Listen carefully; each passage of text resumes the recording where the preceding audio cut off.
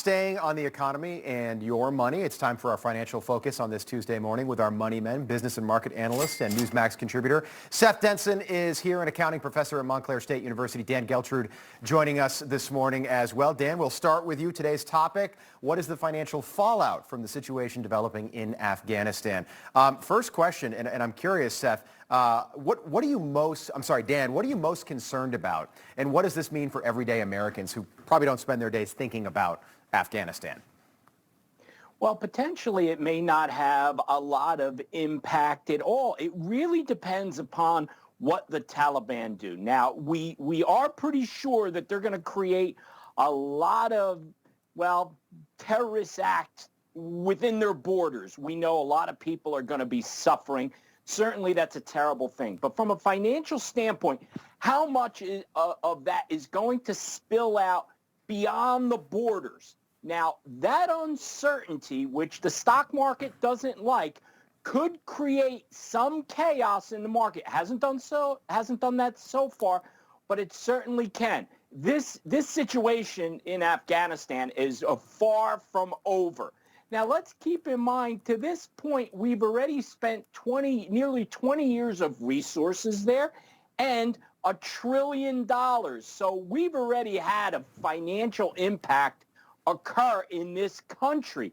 Where we go from here, I really believe depends upon how much the Taliban does that spills outside of its borders into a very, very volatile part of the world. Seth, same question. I'm curious sort of where you come down on this. The Fertile Crescent is that region in the Middle East between where Iran is, Afghanistan, Iraq. More than 50% of the world's oil comes from this one part of the world.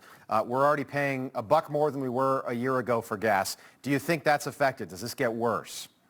Well, I think it could. I agree with most of what Dan said. I think that the key thing here is really twofold. First, it's confidence. The markets need to have confidence in the American dollar, but foreign markets need to have confidence in the American system.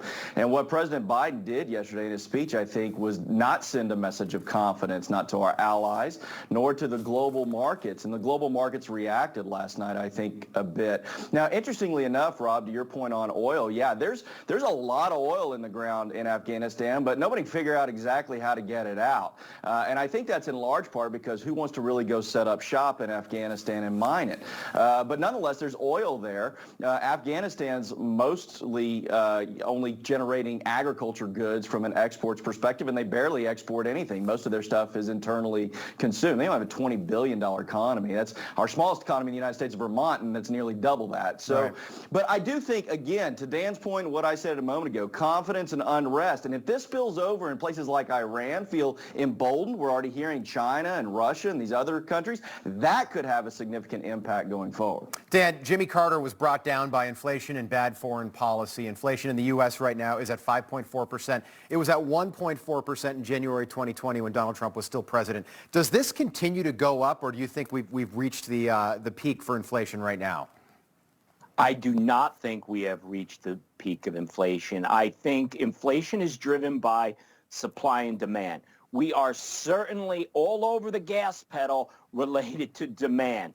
Supply, not so much. So when you have that mismatch, and I believe we are going to continue to have that mismatch based upon what the proposed legislation is by the Biden administration, which is to continue to pump money into the system, to continue to spend for stimulus. These things are going to overcharge the economy. The one way that can be brought into line is by raising interest rates.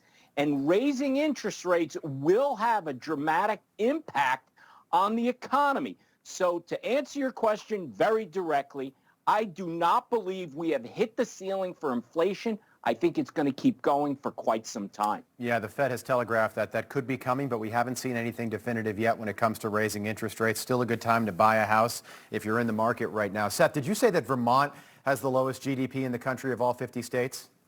Yes, sir. I did not know that. Do you know offhand what the number is? Right at $36 billion. Wow, and I imagine California is number one. Last count, I believe it is, followed by, you got Texas and New York. Yeah, number two. That's fascinating. All right, guys, great to see you again. As always, enjoyed it. Seth Denson, Dan Geltrude, always fascinating. Appreciate it. Thanks, Rob. All right, Thanks, before Rob. we head to break, don't forget to download the Newsmax app. Do what over 7 million people have done in the last several months. Best part about the app, it's free to download, and you can watch us for free wherever you are, anytime, any place. Stay with us.